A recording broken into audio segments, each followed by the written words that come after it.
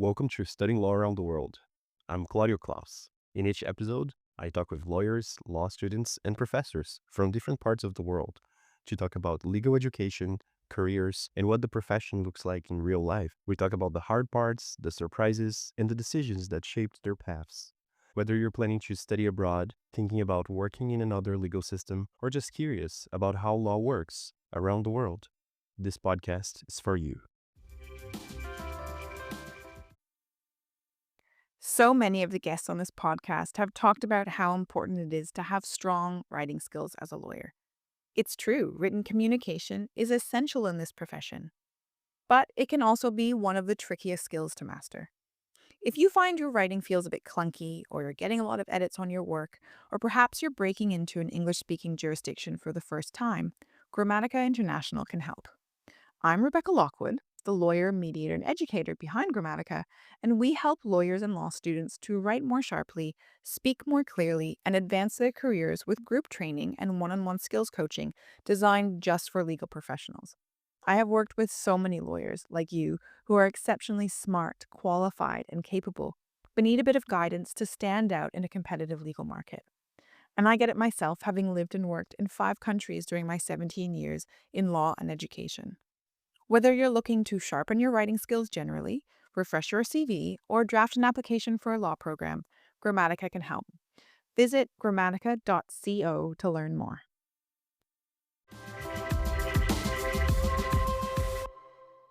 Today, I have the opportunity to interview Gary Kalaci. He is a lawyer by trade. He's been in the translation business for over 2 decades, and he's the CEO of Alexa Translations. Gary has a very interesting story of his life, of his interests in entrepreneurship, in anthropology, leadership, and so forth. And I'm very excited to interview him today. Thank you so much for joining us in the podcast today, Gary. Thank you for having me, Claudio. Excited to be here. Amazing. And to start off our interview, I'd love for you to introduce yourself to our audience. So, as a quick introduction, I grew up in Albania, moved to Canada sort of during my last year of high school, and then did my education in Canada. So, initially in the sciences and biochemistry, went from there to do a law and MBA program. At the same time, during my university career, I was a court interpreter, and that's how I started getting some exposure to translation and what brought me to my what I do for a living today and my sort of current enterprise. It was an interesting exposure. And then as I decided to pursue the law and MBA program, it was a bit of a shift from what I initially started university with, where I thought I wanted to do medicine. And then from there, sort of said, I think I enjoy this law because of this law field with the exposure that I had from the courts. And at the same time, I started doing this side business in translation. I was like, well, I also could use some business training because I don't have any. And that's where the law and MBA program thought process came from. And that's how we got here today. Briefly after being called to the bar, I made the decision that I was actually going to focus on business and pursue the translation business since. Have always been committed to community giving and been involved in a variety of organizations in the not-for-profit space, from I used to be on the University of Windsor Board of Governors to United Way, and all the way to currently being on the chair of the Board of Junior Achievement Canada and also on the Board of Junior Achievement Americas. Amongst a few other organizations I'm involved with, it's really pursuing certain causes that are close to my heart, as well as that I think are really good for our communities. Amazing. Well, I'm glad that you already gave us a little information on the JD MBA and how that business training has helped you in pursuing the path that you are in today. But I'd love to hear a little bit more about your company as well. So I've seen that it's definitely up to date and definitely keeps up with the trends. I see that you have AI powered translations as well nowadays. And I was curious to see about how, you saw technology reshaping legal communication more and more, having the opportunity to see it first person in the last 2 decades. And Claudio, I'll give a little bit of background. This is something that at Alexa Translations we had sort of identified early on. We had started dabbling with forms of early technology as early as 2012. So early in the iteration of the organization, we had looked to develop a variety of different technologies on our own. Ultimately, getting to 2018, an acquisition that we did of an AI machine translation company. So while we had used a variety of different forms, this was sort of the most advanced at the time. They had started to use AI for translation. And much like how we thought there would be disruption in legal before LLMs or generative AI is here today, in translation, we saw that much earlier because everyone would have been familiar with tools like Google Translate or some of the tools that are available freely in the market. And you could see those tools getting better. So our hypothesis is that as time goes on, AI is going to play a bigger role in our lives. And the earlier we get into it, the better it is. Not and the same parallels apply in the legal technology, right? So if you have good training data, sort of really think of in our context really good translations, what that could do in terms of building certain models. You could produce very high-end quality translations at the first draft, which translators can then refine and bring to the finish line. I think that's a lot of what you're going to see in the legal space as well, where the evolution of the tech tools leads to basically an evolution of the workflow that lawyers pursue. So drafting will not be done from scratch anymore. So any due diligence, any litigation discovery, think of all the various things that document review that a lot of younger lawyers did in their early days will not be done manual anymore. You are going to have technology do first rounds of it, and then professionals getting involved once you have a first tranche of essentially technology will say, okay, these ones may be relevant. Let's have a professional look at it, but they will narrow down a lot of the heavy lifting that before would have been done manually. So that was particularly exciting. I think we're going into an era much like we did with translation, where starting from scratch was just inefficient. I think we're going to see the same thing with lawyers. And frankly, while there is a bit of discomfort in the market saying, what does this mean for us? How is our job going to change? I'm a big believer that it will really help do things that lawyers didn't particularly enjoy anyway. So, like if you think about, let's say, drafting an agreement, starting from scratch was not particularly enjoyable. And a lot of lawyers, as you can imagine, use templates, etc., and then focus on certain clauses based on the context of that particular file they may be working on. It'll be the same thing now, except that even some of those particular clauses on that particular file, you will now give context to the tools, and they'll produce something that is very close to the final product you would have done, where the lawyer's job now just became faster. So you'll be able to give clients more predictable fees upfront, give some context around what this could look like. And certain other areas like litigation and being in court, et cetera, like it'll help with preparation, but naturally you're not going to have AI represent clients at court, at least not in the foreseeable future. So it'll be interesting to see this play out. Amazing. No, that sounds really, really interesting. And if I may ask you, what are some of the challenges that you've been finding as well, and that maybe you've seen the profession bring to you, specifically for lawyers when it comes to language barriers and translation? And I'll use the example of translation and then sort of bring it out more broadly as well. So in translation, lawyers are often dealing with many things at the same time and sort of inundated with traffic. So one of the things that they have to do is like, okay, I need this translation done well and I need it quickly. And then you could do it with professionals. But you also have lawyers that are bilingual. And this is where sort of tweaking the output that the AI provides can produce a much higher result on the road. So this feedback loop of actually training the tool. I actually compare that to hiring a junior associate. And I say, look, this is a very hardworking associate. It's going to work tirelessly 24 hours a day, except it'll need some of that initial training, some of that investment. And to go in with an expectation that you're going to get something that is close to perfect from the get-go is unrealistic, because even some of the smartest associates, they will need some training, some context around the work, no matter how much research they do on their own, no matter how much they've read.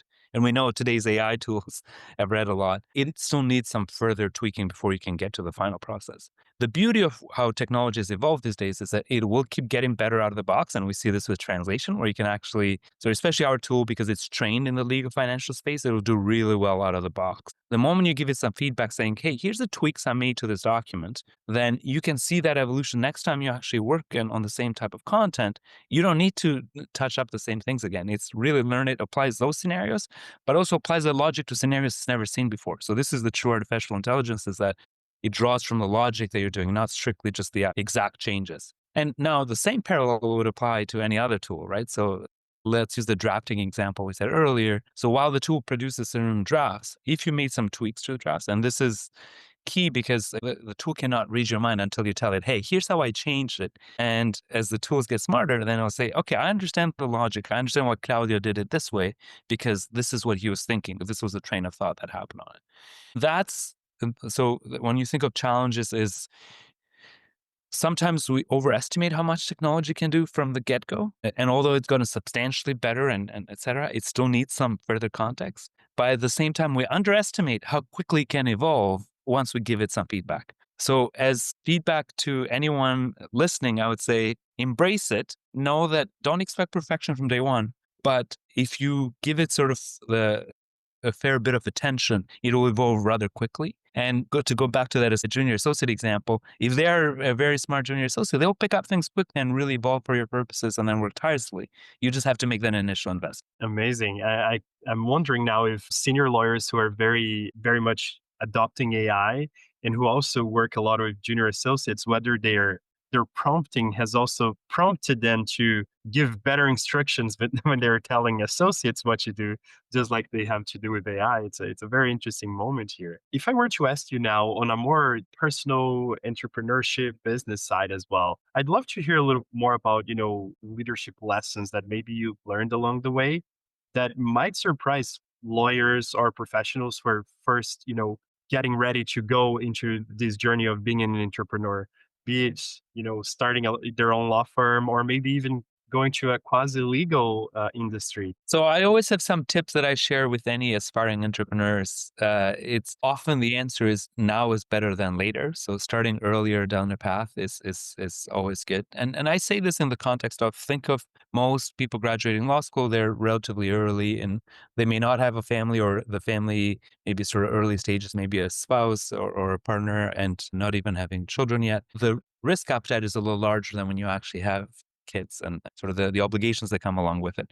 So as a result, once there's a level of learning that, and obviously in law that it requires a little bit before sort of going and setting up your own shop, or even setting up a company that is separate from law, much like my example, which is detached from legal practice for the most part. There's certainly legal applications working in translation. But the thought process of starting early is helpful because you learn, you iterate, but you also have the risk appetite is higher and you have the runway to learn. You'll make mistakes along the way. It's inevitable. No matter how much you plan, there's forms of this phrase that I've heard from a variety of executives. It's now is better than perfect. So you can plan all you want. Things won't go perfectly and won't go exactly how you plan. So I think being able to be nimble and sort of advance quickly is paramount. And to use the technology example we said earlier, we have a lot of technology tools that can actually help do things that before we had to rely a lot more on professionals to help us. So whether it's drafting marketing collateral, content, whether it is creating websites, whether it is virtual assistants that can do things for you. As an entrepreneur now, you can achieve a lot more by using technology effectively. That doesn't mean you have to be proficient when you go down that path, but it needs this relentless curiosity to say, let me learn how to do this. Let me see how I can figure out this and iterate a bit more. And because your resources are stretched, especially in the early days, you want to make sure you can use all these tools at your disposal that are now evolving out there as it is to really jump down that path.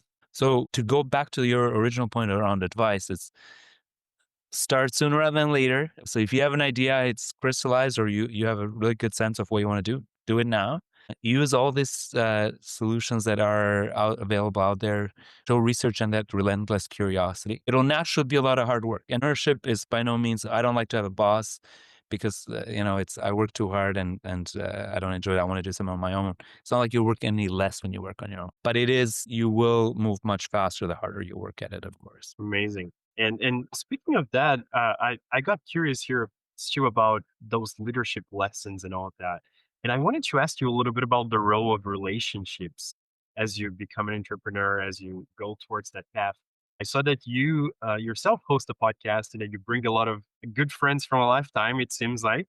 So I was curious to know also how that network has helped you to stay afloat. Well, and Claudio, it's been fundamental to our success. The initial network that I spent a lot of time developing and sort of cultivating over time has been critical to our success. Was relationships really matter, and especially in the context of technology, the people want to work with organizations and people they trust. Inevitably, when you're working, especially in the service business, things are bound to go wrong, even in technology. So they need to know that there's a partner that the moment something is not meeting expectations, not going exactly how they want, they will jump on it, address it quickly, and show that true approach to really problem solving and finding solutions for the client. And the relationship building is just that when there is a relationship, everyone on the other side knows that, okay, I can pick up the phone and call Gary or I can call Claudio. And I know that this will be addressed. I don't have to wonder, especially in the tech space, create a ticket and then it goes into this black box and you never know when you hear back, right? So that becomes particularly important. I just participated and wrote a chapter in a book called Networking for Success with my friends David Savucci and Mark Healy, and it's called The Ripple Effect Networking for Success. The Ripple Effect is now actually available on at bookstores and on Amazon, etc. There's a variety of Canadian entrepreneurs that participated in it, entrepreneurs and executives and sort of a broad spectrum, former politicians, like in the case of David Savucci. And the idea around it was, how did networking help this group of executives and entrepreneurs, etc., and what the tips that they pursued was. And there's some themes you will see across the various chapters. And it's really that investing in the network is so critical. And it makes a huge difference in the long-term success. Amazing.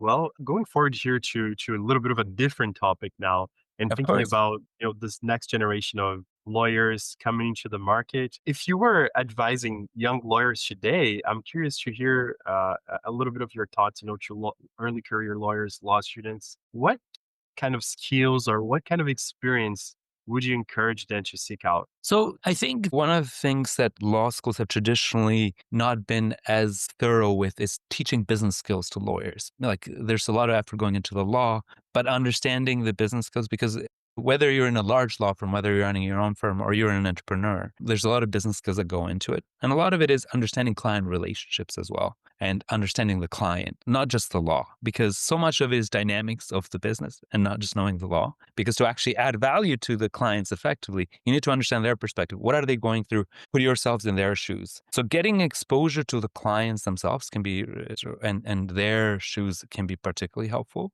So as for law students, historically, reading a lot about the various areas. So if they're interested in finance, for example, to be on top of what's happening in the finance world, reading a bit proactive so they can understand what it looks like. So that the issues of the day, when they hear about it in a future firm context, they're pretty well understood and they understand, okay, this is what goes into it. If there's any dynamics that happen in a certain business context with certain executives, to also be aware, because they can often transfer into files for the firms down the road. I had on my podcast, as you indicated earlier last year, Claudio, my friend Walid Soleiman at Norman Rose, who's the chairman at Norman Rose. And he said, hey, if you don't start by reading the Globe and Mail regularly, you're starting the day behind, sort of a couple of steps behind the people that are. So that provides good perspective, and that's a good sort of habit or hygiene, let's say, to get into since before becoming a lawyer, because then it's a good habit to get into it. So I would say publications of the nature where you can really learn,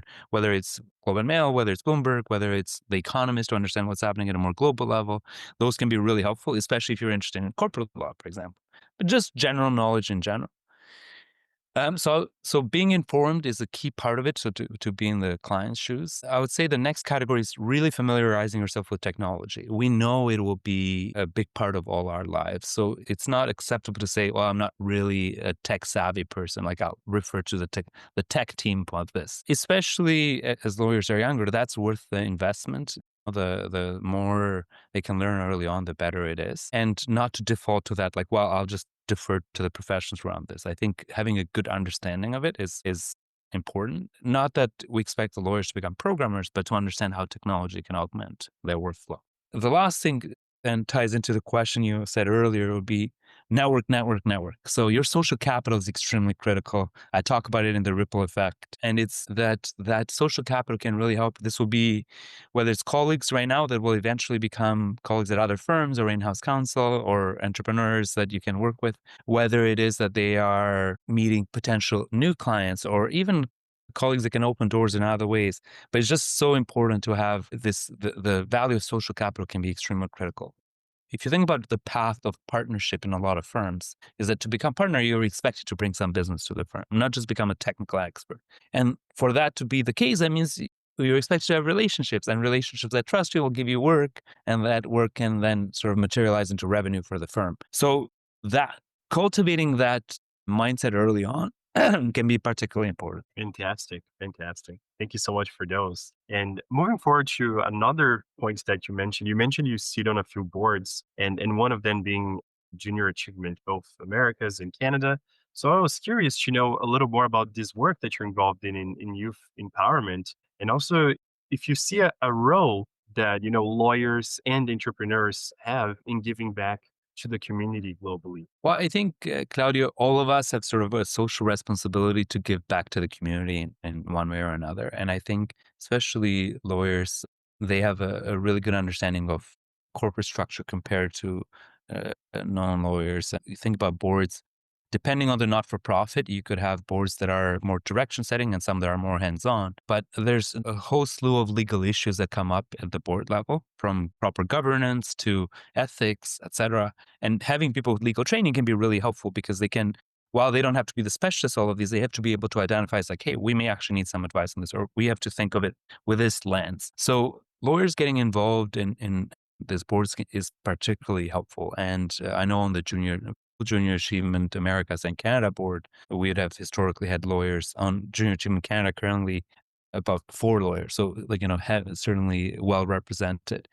And the lawyers bring a level of law aside, a level of critical thinking that also breaks down issues, much like how you read those cases where you see judges, very learned judges break down certain logic and certain tests to put things through in the future, where you say, I wonder how they came up with that in the first place. And that's, again, years of experience being transferred into logic to break it down. And you can imagine that can be very helpful when you're leading an organization and breaking that out as it is. Now, in my case, I thought Junior Achievement is really focused on financial literacy and youth entrepreneurship, both causes I'm very passionate about. That's Junior Achievement is an organization I've been involved with for 11 years and will continue to be involved because of their mandate. But cause aside, because we all have causes that we're passionate about, I'm also involved with Lawsuits, which is an organization that focuses on helping lawyers fundraising for cancer, for example. So cause aside, I think one, get involved because your skill set is very helpful to this organization, will help it learn.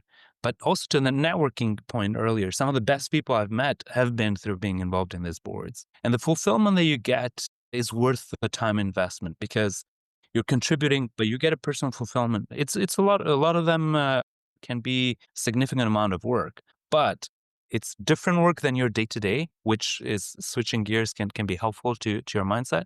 And you're meeting with some people that are coming from walks of life that you wouldn't necessarily have met, but for these boards. So in many ways, it's actually really helpful to the actual volunteer, when in this case, lawyers themselves, and they get a lot out of it just as much as they're putting into helping the organization. Amazing. Well, to wrap up today's episode, Gary, I'd love to ask you about, you know, sometimes lawyers have a bad reputation for not being, quick to adapt to new technology, and then maybe that the legal system is too traditional, too conservative, and it doesn't take risks and all of that.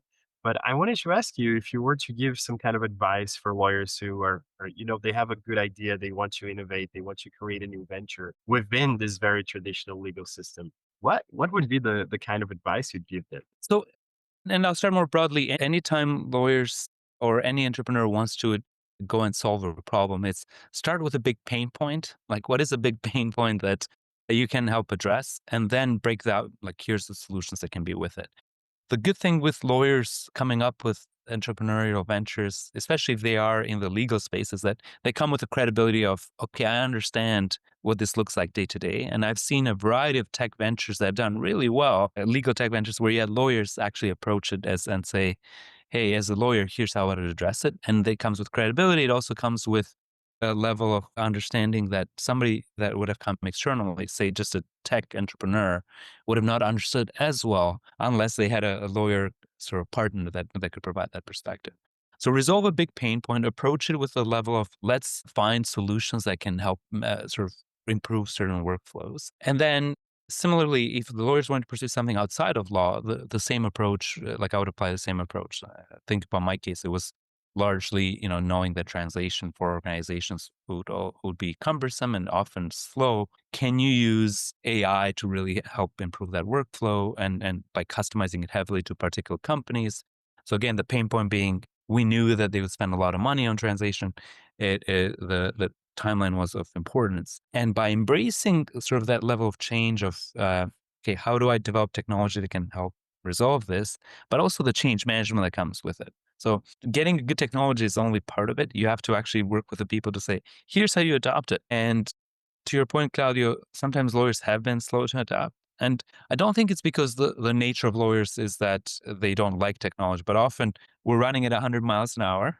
So you don't have a lot of time to pause and think, how do I do this? And lawyers are also trained to be a bit risk averse by their very training to say, what are things that this technology could do wrong, you know? And while that's a good lens to still keep in mind, because certainly technology at the pace it's evolving can have its challenges, I think a level of open-mindedness and continuous experimentation will be key. So continuous experimentation, setting up a certain amount of time to say, even if I spend 2-3 hours a week doing a level of experimentation with X tool or Y tool, can be a really good way to making sure you're getting there. And sometimes you don't have to go think about this in strictly the sense of I'm going to go set up a new venture to resolve a problem. Sometimes it could be I am part of the litigation group at this law firm, and we have a pain point that is ours. I can show an initiative that can help resolve it for my group by showing this sort of level of entrepreneurial approach to it and saying, I can go and look at some solutions externally, bring about that advice to the group and implement that internally without having to necessarily go set up a business. Entrepreneurship can well be alive and well within an organization and doesn't have to be strictly in setting up a business. Amazing. I love that. Well, I really just wanted to thank you once again for taking the time to be in the podcast today to share all of these really interesting insights. And also thank you all for tuning in and listening. Claudio, thank you for having me. It's been a pleasure to be here.